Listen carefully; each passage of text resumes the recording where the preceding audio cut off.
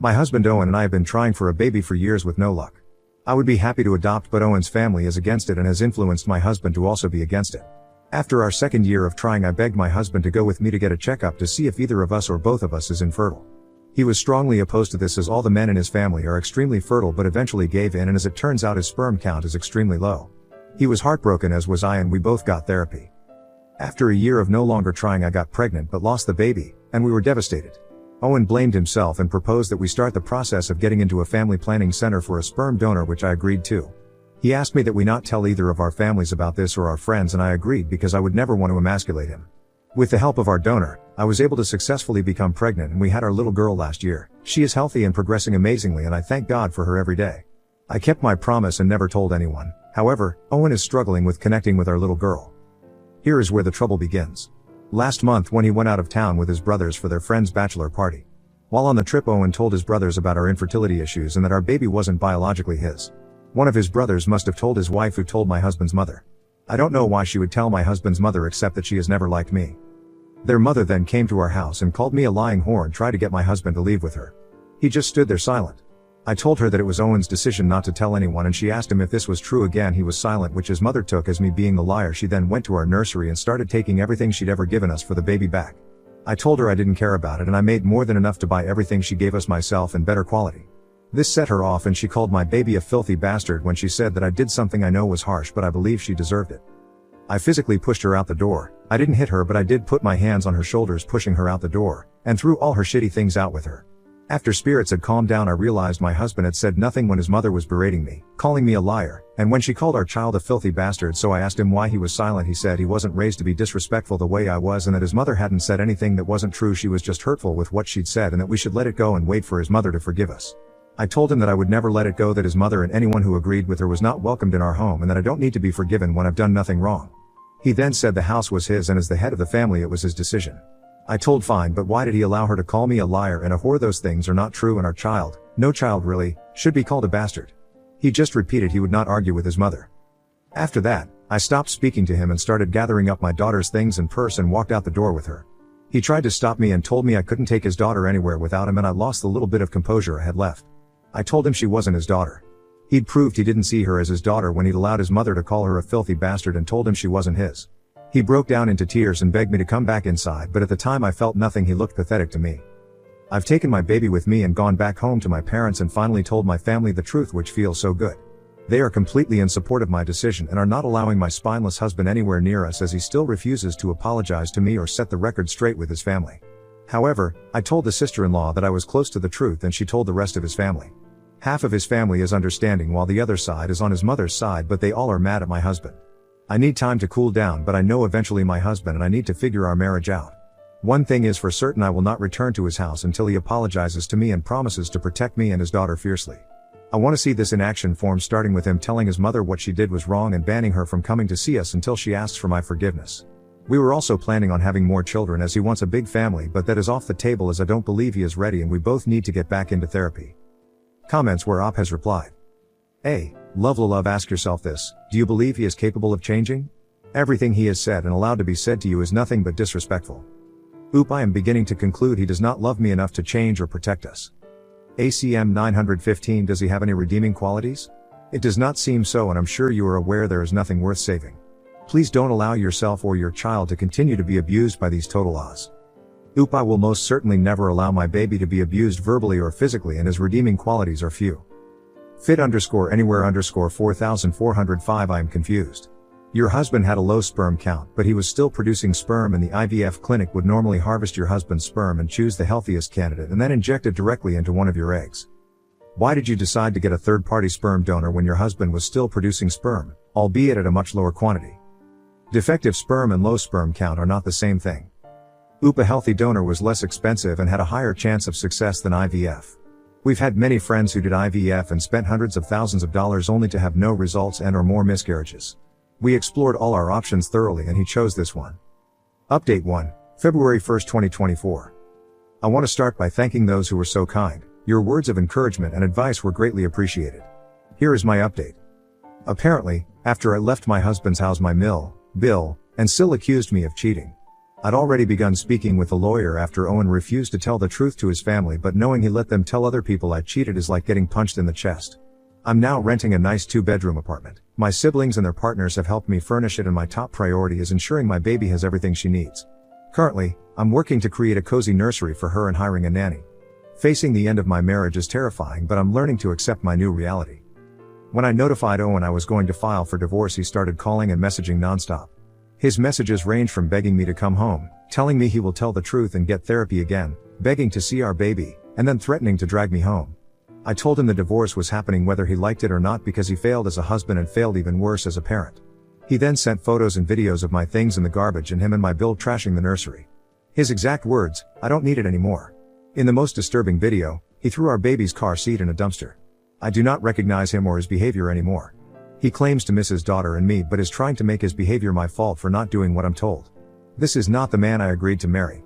The man I married was smart, kind, gentle, thoughtful, and funny, but this vileness from him was waiting for me the moment I didn't obey and take the disrespect from his family to save him from the humiliation of his infertility.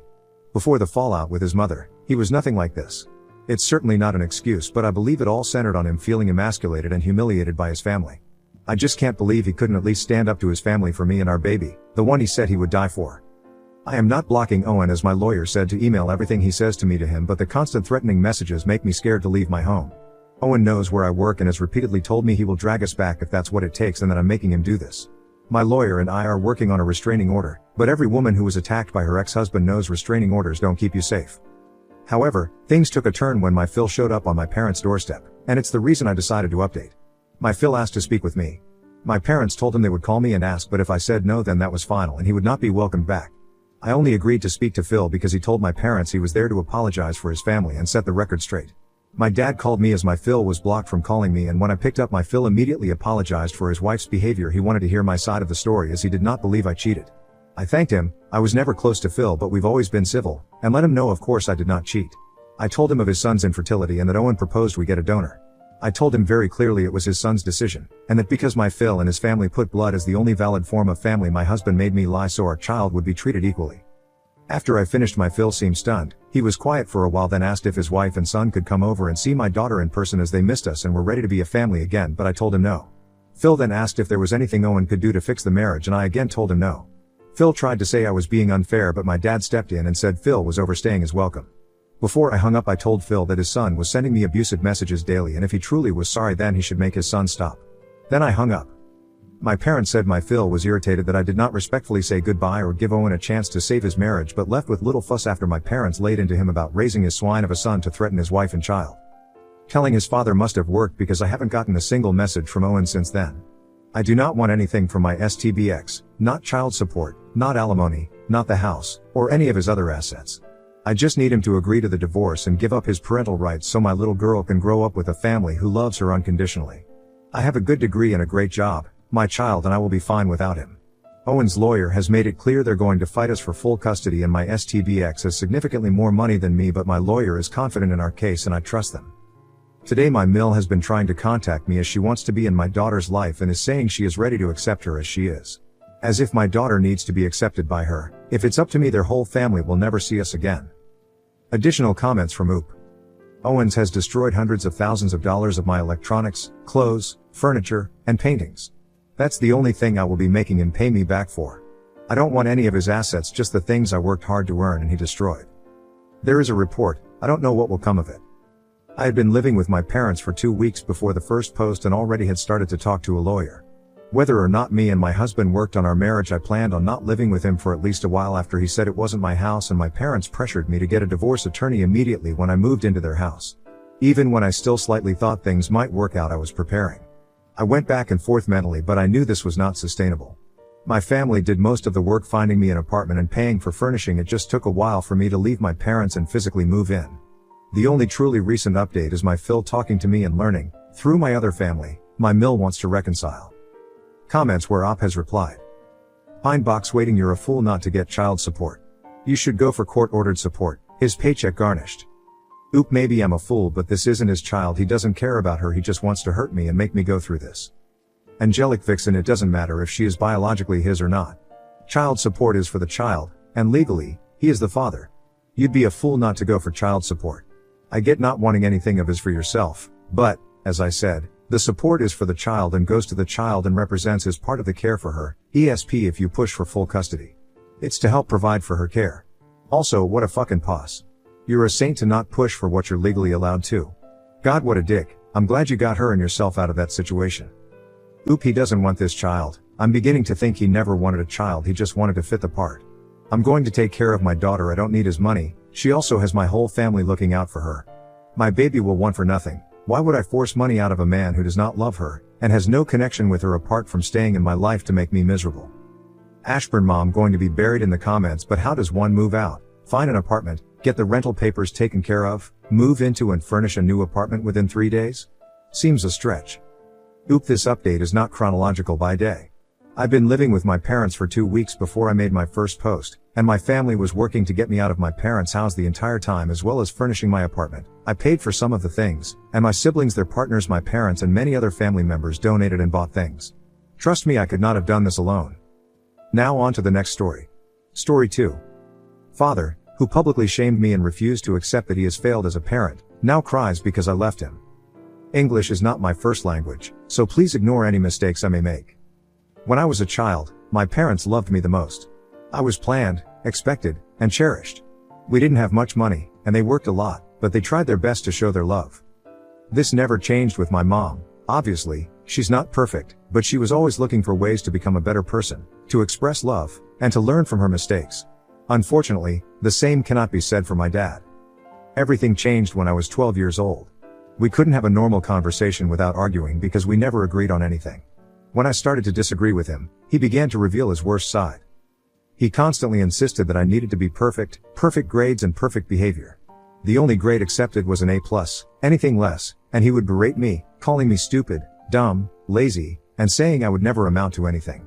But even if I did score an A+, he would claim I had only done the bare minimum and didn't deserve any praise. During that time, I was bullied relentlessly at school because I'm a lesbian. I had no friends, and people would always call me names, throw food at me, and mock my appearance. I felt unloved at both school and home, with no one by my side. I remember showing symptoms of depression since I was 9, and they only worsened as the years went by. When I was 14, I made some friends, and they invited me to a show. I was thrilled and went straight to my dad to ask for permission. His response was, "Since when do you have friends? Since when does anyone like you?" He loved to say that no one liked me and that I was unpleasant, insinuating it was my fault for being alone. One day, he discovered I hadn't done my homework, so he printed a sheet saying so, wrote shame on it with markers, and hung it on my bedroom door. He even threatened to invite his friends over to see the paper and embarrass me further, saying that I should be as embarrassed as he was having me as his daughter. As a teenager, I did everything to get his attention, breaking curfews, picking fights with him, lying, and waiting for him to find out. I maintained good grades and tried to be the ideal daughter, but when I was on my best behavior, he wouldn't even acknowledge me. When I turned 20, I met my girlfriend, and we decided to live together. I left my parents' house and vowed never to speak to him again. My father had never really cared about my sexuality, he had despised me long before that. He never attempted to reach out to me, but when I decided to cut contact, he told everyone that I was ungrateful, that I hated him, and that he was a poor abandoned father. However, no one believed him, not even my mom, sister, or his own mother and sisters. Now, 4 years later, I'm happily married and pursuing my second degree. However, my mom has come forward, saying that he's always crying and expressing how much he misses me. I told her that I'm open to talking to him, but only if he's willing to acknowledge his mistakes and apologize. Unfortunately, he told her that he did nothing wrong. I want to emphasize that I've been in therapy since I was 12, and it's the only thing that prevented me from ending my life. And now, just as I'm finally happy, this situation arises. Comments where Op has replied. Your mother enabled him. That's the worst part, I think. I've spent years hating her for that, for making me grow up alone like that. But after a lot of therapy I've decided to forgive her. She's always trying to grow and apologize for her mistakes, and she knows how much she fails as a parent too. But I'm totally aware of her lack of attitude. Ty. Your mom still needs to stop bringing him up. You're right. I tried to have patience. BC, she's hurt and he's always trying to make her hate me too, but she can't keep bringing this up to me every time. He won't change and never will. On giving him a chance. I gave him a lot of chances before, but he always do something to hurt me deeply. I truly believe he learned that from his mom, who's an evil narcissist everyone hates. But now he's another narcissist who blamed me for destroying our family. Deep down I want him to be better, to love me, to understand his mistakes, but he just don't want to. Very hard situation. Family therapy? He refuses to accept therapy BC. He always says only crazy people need it, so I think cut contact is the only thing left to do. He just misses his emotional punching bag. I totally agree. He misses having control over me to humiliate and yell when he's pissed. I learned to never cry or show any sign of weakness BC. Every time he saw I was hurt he smiled like he's accomplished something he wanted a lot. Kinda sadistic if you think about it. I was truly open to talk, but we will never be family or love each other, it's just too late for that. But at this point I'm not so sure if I even want to just talk. On how he behaved with others. The controversial part is that he always said I was the perfect daughter to his friends in a way that shows he did a good job raising me.